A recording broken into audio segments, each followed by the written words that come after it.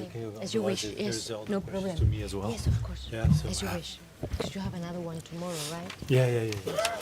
All right. Good afternoon, everybody. Thank you very much for being here. I'm sitting here as the current chair of the Board of Governors of the European Investment Bank, and in that capacity, I also organized this afternoon a lunch session on the future of the European Investment Bank.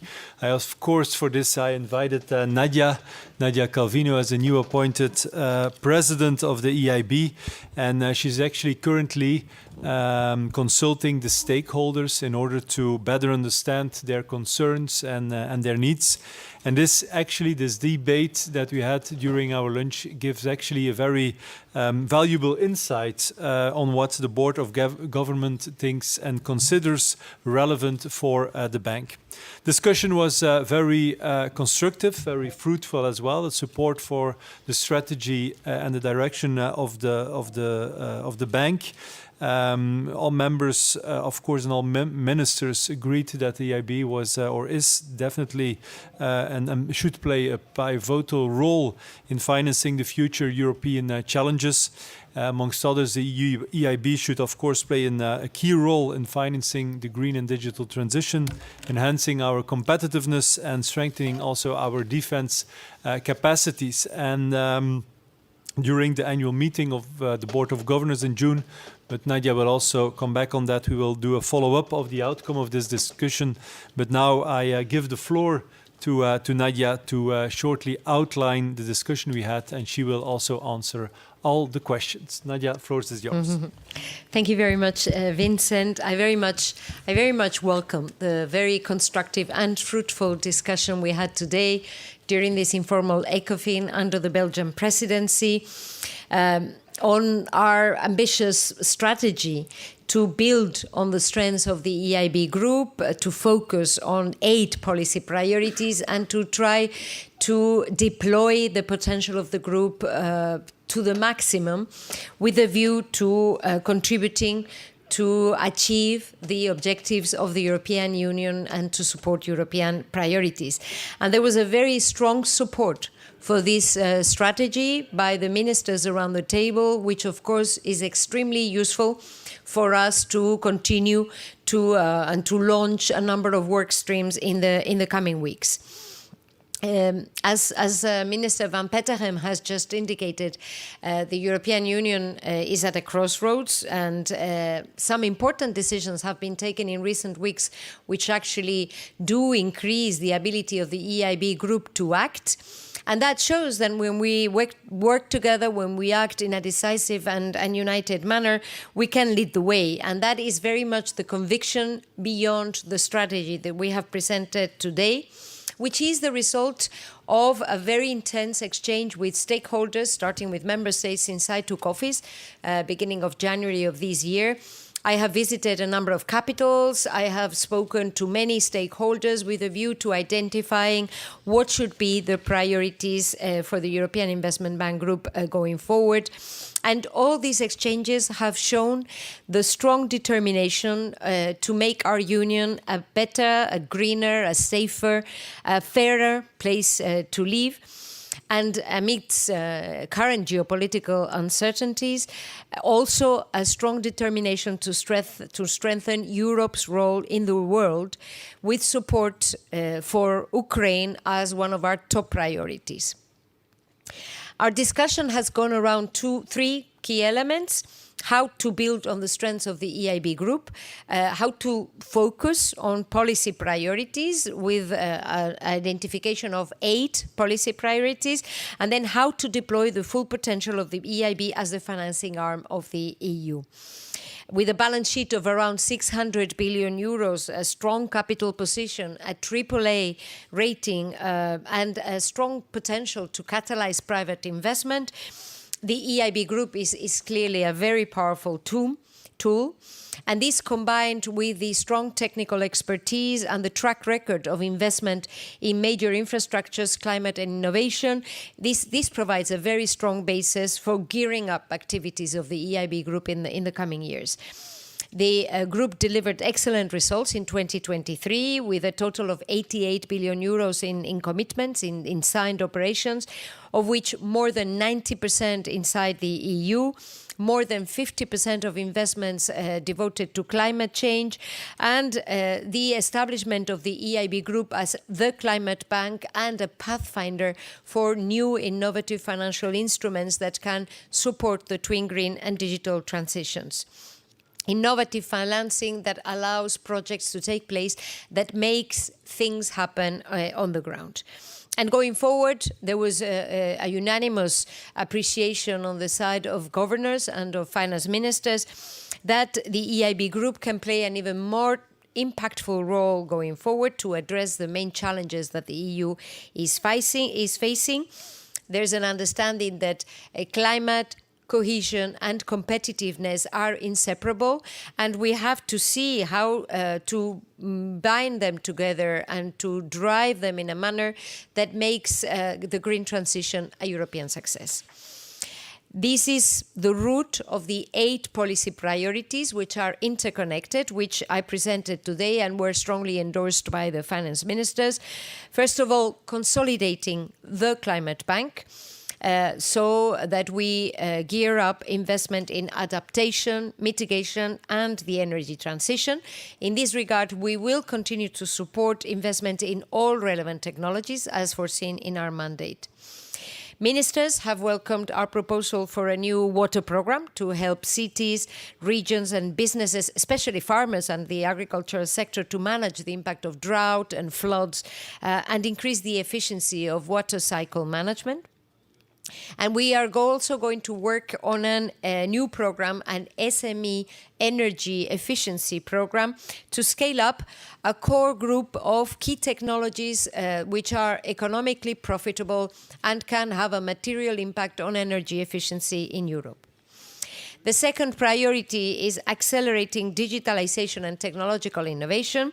And in this regard, we have discussed the need for Europe's reindustrialization in those sectors which are key for our strategic autonomy and economic security, such as chips, artificial intelligence, life science, state-of-the-art manufacturing, advanced materials, and of course, a strong focus on critical raw materials and net zero technologies so as to ensure resilience of complete value chains.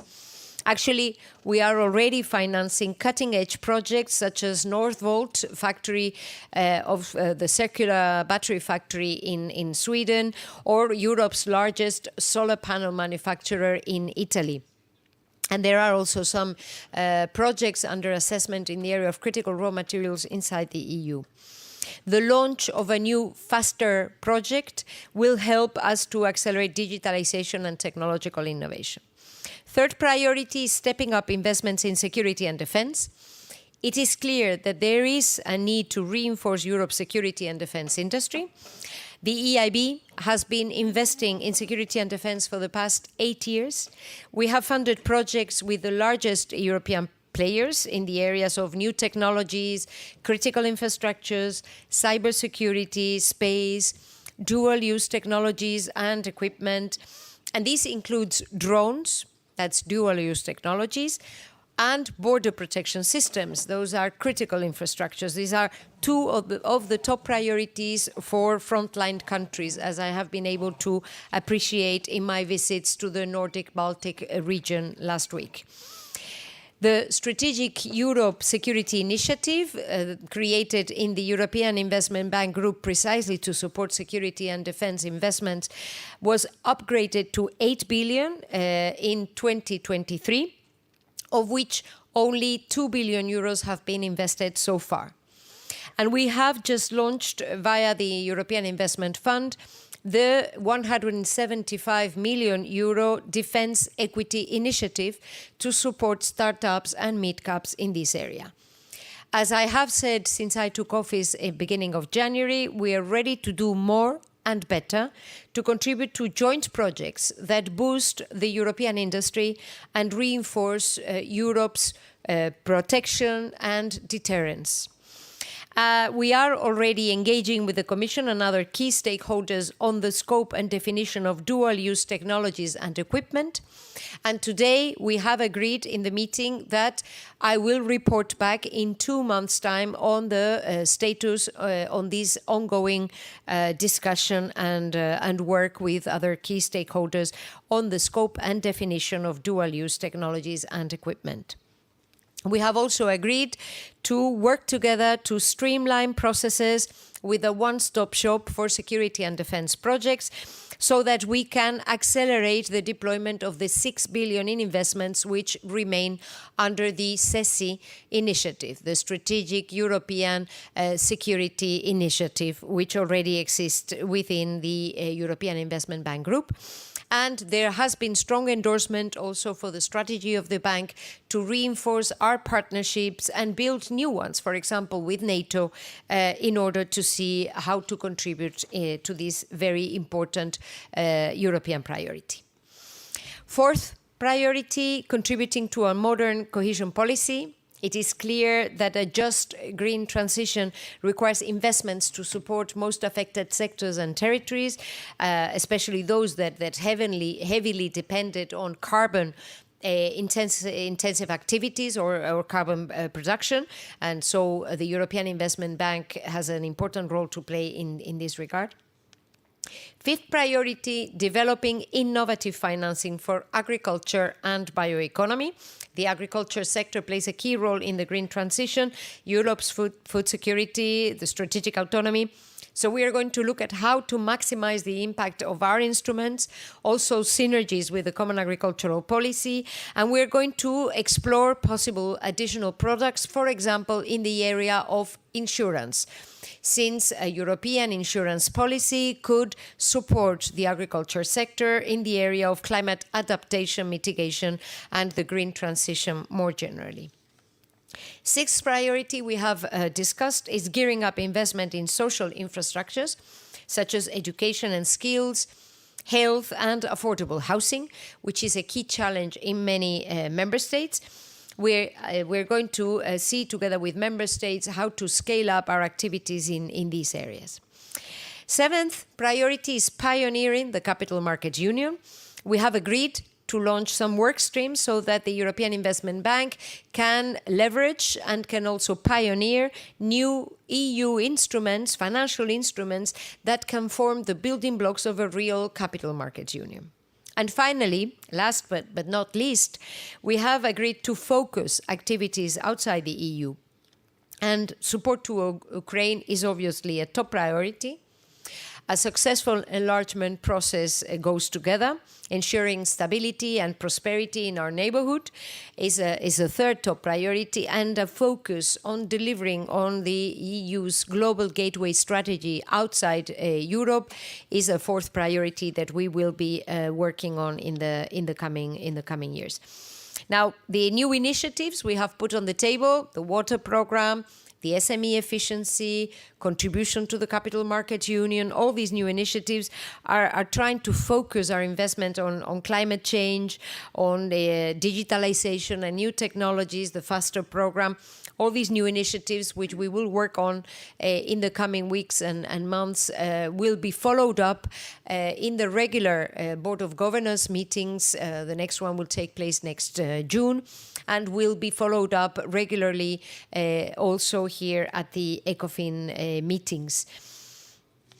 The final point we have discussed is how to bring deploy the full potential of the EIB group, both from the financial point of view, how to make the most and maximize the impact of our capital, preserving, of course, the AAA ratio of the EIB, which allows us to provide funding in good financial conditions, how to cut red tape, increase the efficiency of the EIB group, and the ability to catalyze, to mobilize private investment.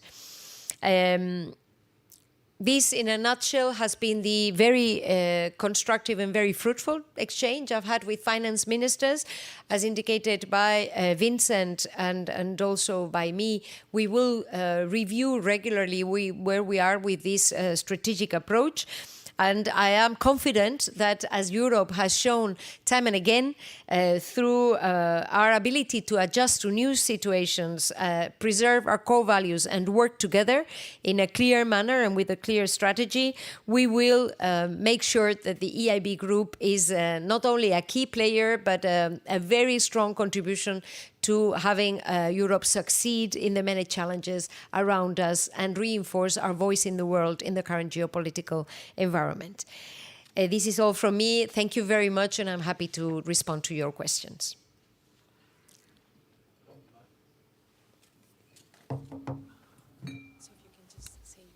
Yes, I will. Does it work? Yeah.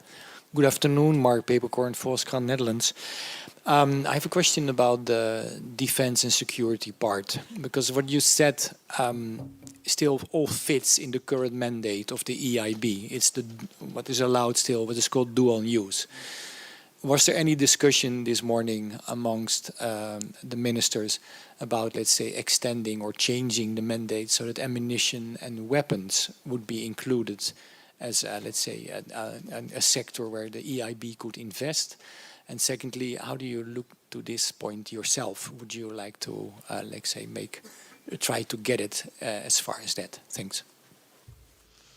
Thanks. Well, as I said a moment ago, it is clear, and there's a unanimous acknowledgement that we need to reinforce support and reinforce Europe's industry in the area of security and defense. The EIB has been quite active in this area. There are two very concrete takeaways from this meeting. We're already engaging with the Commission and other key stakeholders on the definition and scope of dual use, and in 2 months' time I will report back to ministers on the result of this process. We have also agreed to streamline and try to speed up the deployment of the 6 billion in investments which are still remaining and available under the SESI initiative, and create a one-stop window for security and defense projects so as to be able to mobilize all financial instruments.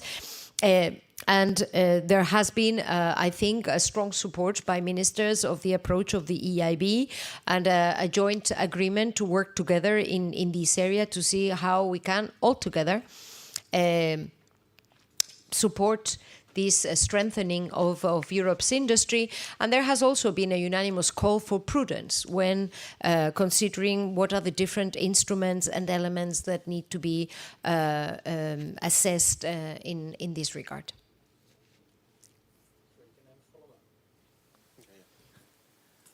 Because my question was if there was any discussion this morning on, let's say, changing the mandate of the EIB in this, because the current mandate says clearly ammunition and weapons are not allowed. So was there a discussion about this? And secondly, how do you look to this yourself? Do you have your own opinion? You want to fight for it or not? Thanks. Yes, thank you very much. There has been a very broad discussion and very different elements have been put on the table. What I signaled was there was a strong endorsement for the approach that we are proposing. We have agreed 2 concrete takeaways on which we will focus our work in the coming weeks. And there is a clear acknowledgement of the need to strengthen Europe's industry in the area of security and defense. The European Investment Bank Group is active in this area, and we are ready to do more and better. In concrete terms, we have already agreed to make progress with 2 concrete takeaways from the meeting today. Thank you for taking my question. My name is Laura Kostan from ARD German Television in Brussels. So follow up to my colleague's question as well. You mentioned that there was unanimous prudence when it came to the role of the EIB in the security and defense sector. Is this linked to a possible worry that the EIB being too engaged in this sector might actually affect the ratings of the EIB? Thank you.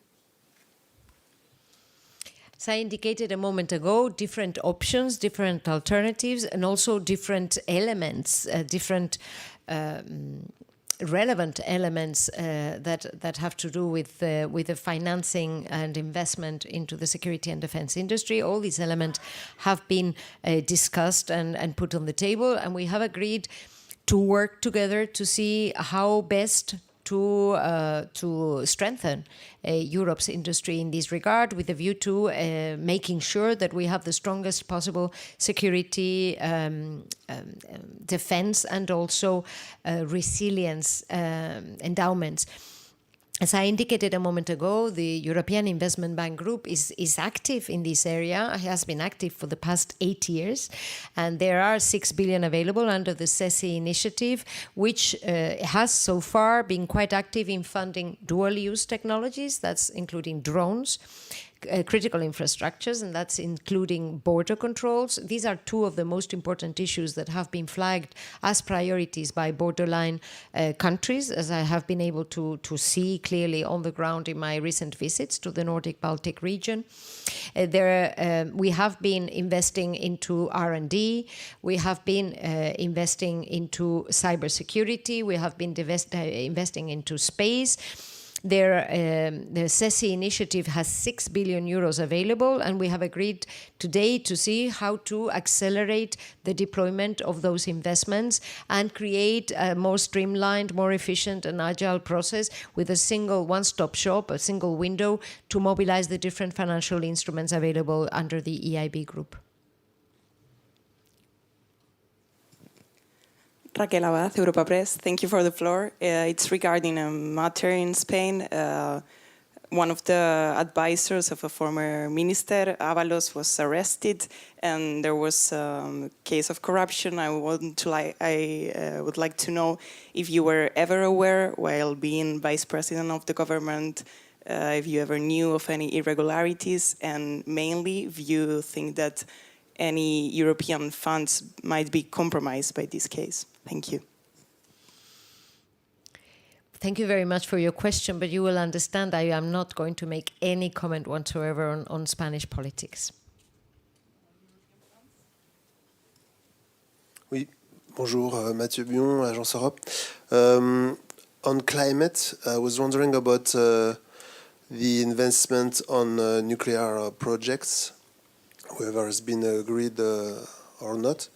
And about gas, if I remember well, there are still some exemptions, and do you intend to phasing them out?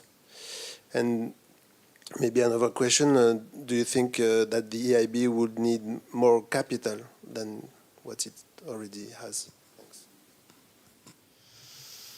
Thank you very much. Well, the European Investment Bank has been investing in all relevant technologies for the green transition. We have been investing in the area you mentioned regarding the fuel cycle, regarding security, R&D, and all projects presented to the EIB are assessed on their own merits, on the basis of the viability from an economic and financial point of view, from the environmental point of view, and the technological and technical point of view, together with Euratom. We always go hand by hand with the European Commission and Euratom. So this is the approach that we've been having. Some weeks ago, there was a project approved in Romania, for example, for the treatment and extraction of tritium, which is a nuclear fuel from the nuclear plants. And so this is an area where we will continue to, we will continue to finance all key technologies which are relevant for the green transition. And in terms of capital, the European Investment Bank has a very strong capital position, around 33-34% core tier 1 capital. Makes the European Investment Bank an extremely solid institution from the financial point of view. No wonder that we have a very solid AAA rating. And that, I think, puts us in a very strong position also to do more and to contribute to a larger extent in the coming years to support Europeans' shared priorities. Two more questions?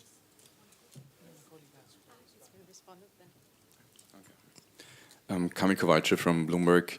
How are you planning to maintain your AAA rating and ESG eligibility while expanding your engagement and liabilities as well in the defense sector?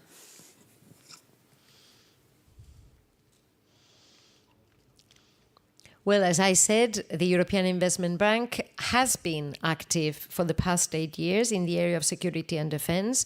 We are ready to do more and better. We have agreed 2 concrete follow-up actions and protecting our AAA and a very solid financial position is obviously a shared priority, which needs to be preserved in whatever decision is taken. This is, I think, a very clear takeaway of today's discussion also. We have to leave it here since the ECOFIN is already starting, but I don't see any more questions anyway, so thank you very much and see you soon.